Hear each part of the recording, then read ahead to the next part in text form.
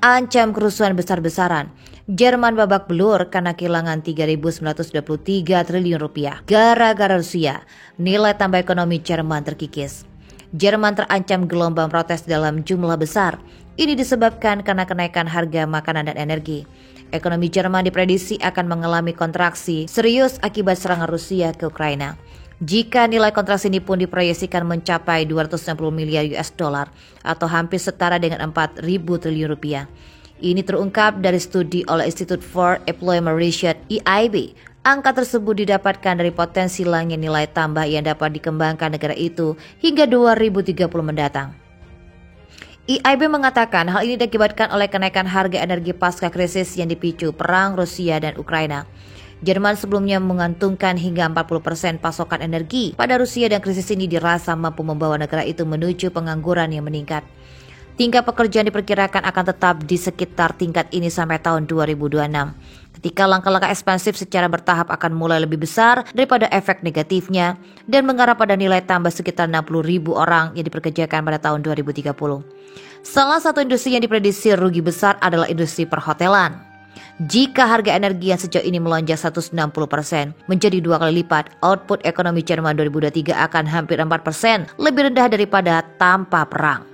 Sejauh ini aliran gas dari Rusia ke Jerman sendiri diketahui telah terpotong cukup banyak. Rusia menyalahkan kondisi ini pada sanksi Uni Eropa yang melarang turbin salah satu pipa gas Nord Stream 1 tidak dapat dikembalikan setelah diperbaikan dari Kanada. Namun Jerman bersama negara baru biru lainnya seperti Italia menyebut ini sebagai manuver balas dendam Moskow. Awal tahun ini 5 pusat penelitian ekonomi terkemuka Jerman menertibkan perkiraan bersama mengenai pengaruh situasi saat ini terhadap PDB negara tersebut. Diperkirakan ekonomi Jerman juga akan mengalami kemunduran pada 2023 hingga 2024 karena pasokan energi tidak makan mampu. Untuk itu Jerman pun menolak seruan Uni Eropa untuk memboikot impor gas Rusia sebagai sanksi atas serangan militer Rusia ke Ukraina. Di Eropa harga energi saat ini terus melonjak dan risiko geopolitik akan menambah penderitaan warga setempat untuk merogoh kocek lebih mahal. Kondisi ini mendorong para pejabat di seluruh Jerman mengambil beberapa tindakan pencegahan, mulai dari membatasi suhu pemanasan maksimum di gedung-gedung publik hingga menciptakan ruang pemanasan untuk membantu mereka yang berjuang membayar tagihan pemanas mereka. Menteri Dalam Negeri Shafee Anmir-Sahord juga mengatakan kepada ARD bahwa kementeriannya sedang mempersiapkan berbagai skenario. Menurutnya beberapa dari mereka yang memobilisasi dan menghasut orang telah memang perhatian ke menterinya. Menurut media, Menteri Ekonomi Jerman Robert Habeck juga menghadapi kritik selama tur musim panasnya di seluruh Jerman dan pidatonya di kota Bayreuth di Bavaria sangat terganggu pekan lalu. Para pengunjuk rasa yang melakukan demonstrasi selama turnya dilaporkan menyudutkan peluncuran pipa Nord Stream 2 untuk mengurangi krisis energi. Menteri Ekonomi Jerman Robert Habeck menyatakan Jerman tidak bisa menghentikan pasokan gas Rusia karena mengancam industri dan rumah tangga pada musim dingin mendatang. Dalam siaran Del Harang, Sabtu kemarin Habeck menegaskan bahwa jika pasokan dari Rusia terganggu, maka Jerman tidak mendapatkan lebih banyak gas pada musim dingin mendatang. Jerman tidak akan memiliki cukup gas untuk memanaskan rumah dan mendukung industri Jerman. Dan gangguan apapun dapat menyebabkan efek domino. Jika Jerman berakhir dengan krisis energi, hampir pasti juga akan pengaruhi komitmennya ke Ukraina.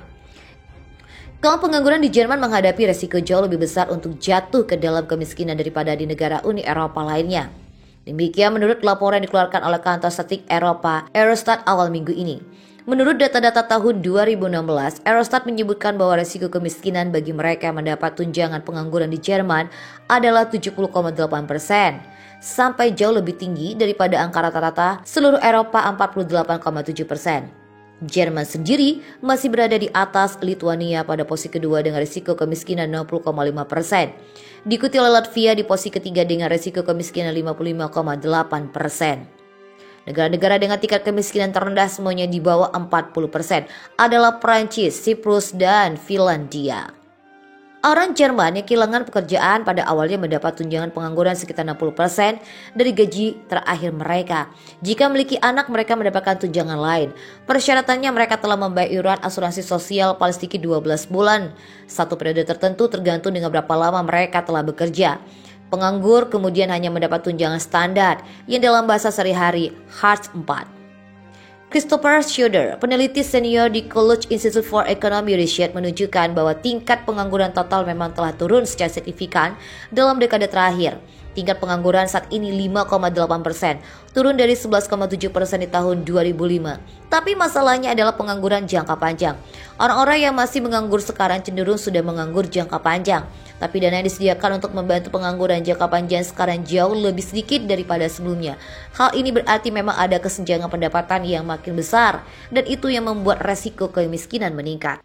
Jerman adalah ekonomi terkuat di Eropa saat ini. Angka pengangguran terus turun, tapi resiko seorang penganggur terjerumus dalam kemiskinan adalah yang tertinggi di Uni Eropa. Jerman mulai menghadapi krisis tenaga kerja, mulai dari industri berat hingga fasilitas kesehatan. Perusahaan-perusahaan di Jerman mulai kekurangan pekerja, bahkan kereta dan pesawat terbang datang terlambat atau dibatalkan karena kekurangan pekerja di stasiun dan bandara. Menurut survei dan Asosiasi Kamar Dagang Industri Jerman, sekitar 56% perusahaan melaporkan kekurangan tenaga kerja. Badan Ketenagakerjaan Federal Jerman telah mencatat kekurangan di 148 area kerja dengan 122 lainnya berisiko. Dibutuhkan waktu 8 bulan bagi panti jompo untuk mengisi suatu posisi.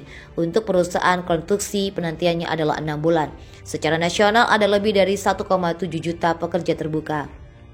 Jerman kehilangan sekitar 350.000 orang usia kerja setiap tahun dan pensiunnya pada baby boomer, sebutan untuk generasi yang lahir di tahun-tahun setelah Perang Dunia Kedua. Dan saat ini tidak cukup banyak orang muda yang tersedia untuk mengisi posisi yang mereka tinggalkan. Pasar tenaga kerja akan memiliki 7 juta tenaga kerja lebih sedikit pada 2035.